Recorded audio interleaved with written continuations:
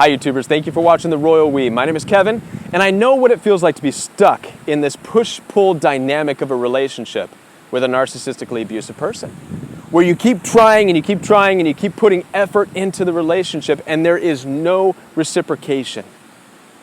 Until finally, when you least expect it, you get a smile or you get a little bit of encouragement. And it's enough to just keep you confused and keep you locked in and keep you trying and trying and trying, waiting for that next little bit of encouragement. I want to talk to you about this in this video because I have some information that I believe is going to help you out. So stay with me.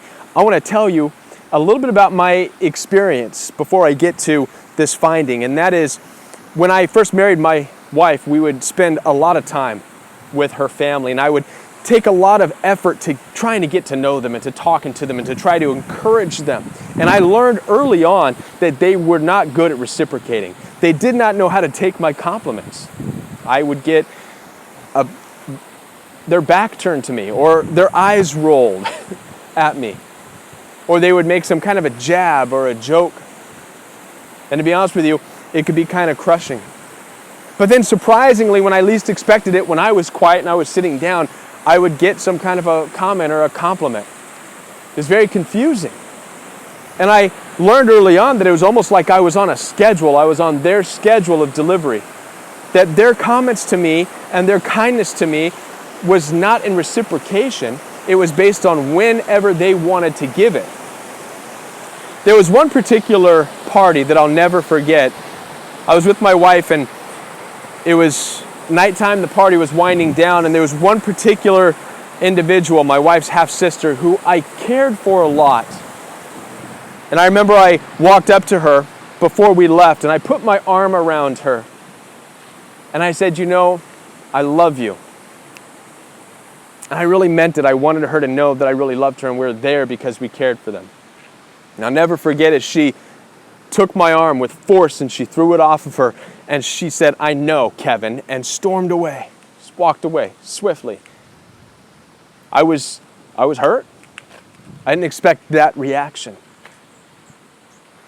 But what's surprising is that not too long after that, when we went to visit, she was the first one to run up to me and greet me with a smile. Hi. And this kind of stuff would happen all the time. I noticed it was a pattern. But what was more interesting to me was the fact of why I was feeling stuck.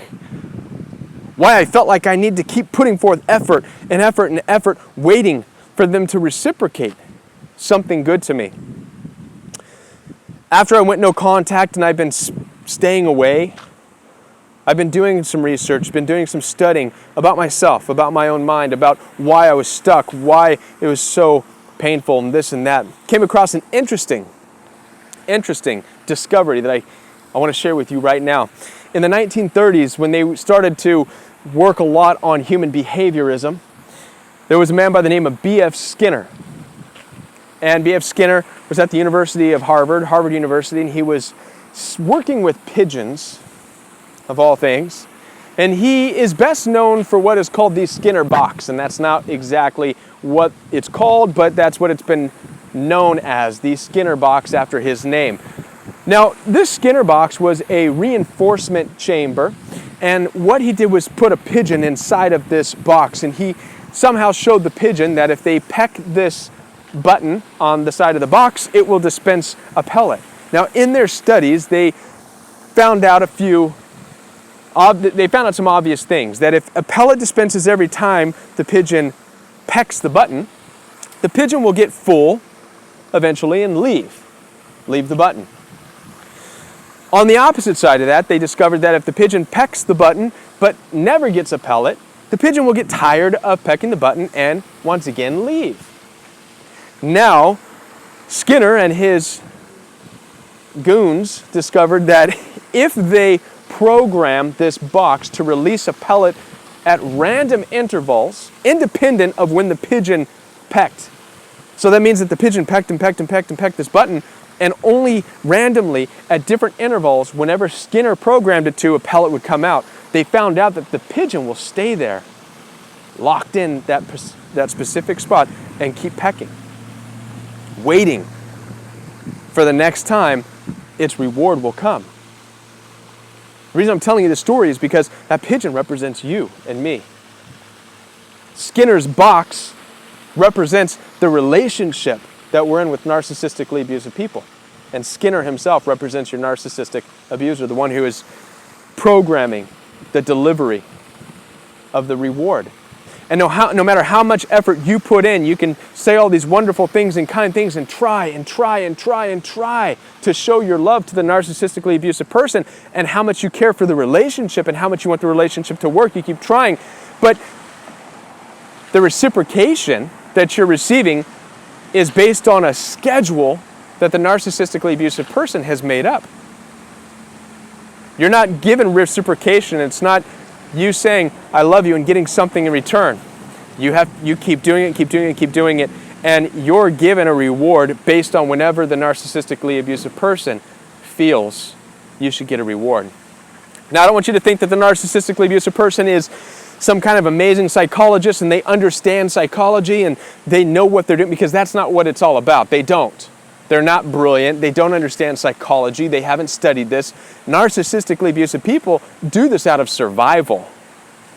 They're not doing it because they understand psychology. They're doing it based on survival. They're doing it because early on in childhood, they learn to keep people at a distance. They learn with their own siblings or with their mom or with their dad that they need to keep people far enough away from hurting them, but need to keep them close enough to not abandon them. And so they learn to push and pull, to not reciprocate, but in random times they've learned to be kind. It's all an act based on where they want to keep you in the relationship. Just like the Skinner box was a staged reinforcement chamber to keep the pigeon locked in one spot, pecking the button. Now you might be saying, Kevin, come on, that's pigeons, we're human beings, there's obviously a difference. I'm not a pigeon. Yeah, I know. But I want to remind you, something you may not be aware of, but all casinos and all slot machines have actually taken B.F. Skinner studies and implemented it in their slot machines. You ever wonder why people are sitting down in a chair, putting quarters in constantly, feeding this machine, not getting a reward every time, but at random intervals, they get something based on a schedule. The schedule isn't made up by the person putting in the money. The schedule is made up by the person who designed that machine. So there's something to this, and they use this technology based on Skinner studies. That's right, people who sit in front of slot machines are pigeons in a box. And they're feeding it, waiting for a reward.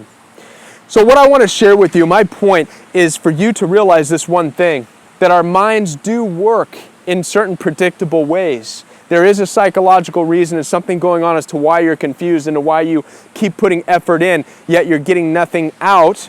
But every now and then you get something, you get some kind of encouragement, and it's enough to keep you locked in. And you're wondering why you're locked in. This is why. So how do you get out of this? How you get out of this is simply understand that the difference between you and a pigeon in a box is that there's no lid on you. You're not in a box. You can open up your wings and fly up out of that place and get the heck away from the schedule. If that bird in Skinner's box could ever get out of that box, that's the big difference. The difference is that in Skinner's box, the bird was trapped. Yeah, the bird was just trapped in there, had no choice but to peck this button and play along with Skinner's game. But if that lid ever opened up, that bird can fly away free based on its own free will. Fly and soar over the land like this and realize, oh my gosh, there's enough pellets out here for me to eat whenever I want. Who needs to push a button for a random schedule, right? You and me need to realize the same thing. Bust out of that box, bust out of the relationship, go no contact, detach, get out into the world and realize there's enough love and enough kindness in people around you. You don't need to play along with the narcissistically abusive person's schedule. Get up out of that game. I realized in my life that I don't need my wife's family. I don't need my in-laws. I have found, since I have moved on, I have found family in the most odd places. I have found family as a result of people who are full of love, not people who say they're tied to you because of blood or marriage or whatever. What does that mean? Right? Go no contact. Get out of there. Walk away. Knowing your value. Just like an animal in the wild, go find your calling. Do what you were called to do. I hope this video has helped. I hope that I've given you some insight, not only in why you feel stuck in narcissistic abuse, why you're waiting for them to reciprocate love to you. You're going to be waiting forever because it's based on their schedule. I want you to remember that, the pigeon in the Skinner box. But I hope I also helped you understand of why it's so difficult to leave in certain situations, because you have been broken to a degree and you don't fully understand. Guys, when I realized who I am in the Lord, who I am, I have been able to open up and now help some of you and fulfill my calling in this life. You will discover your calling as you break free of the relationship with the narcissistically abusive person in your life. I hope this helps. Give me a call anytime, guys. I'd love to talk with you.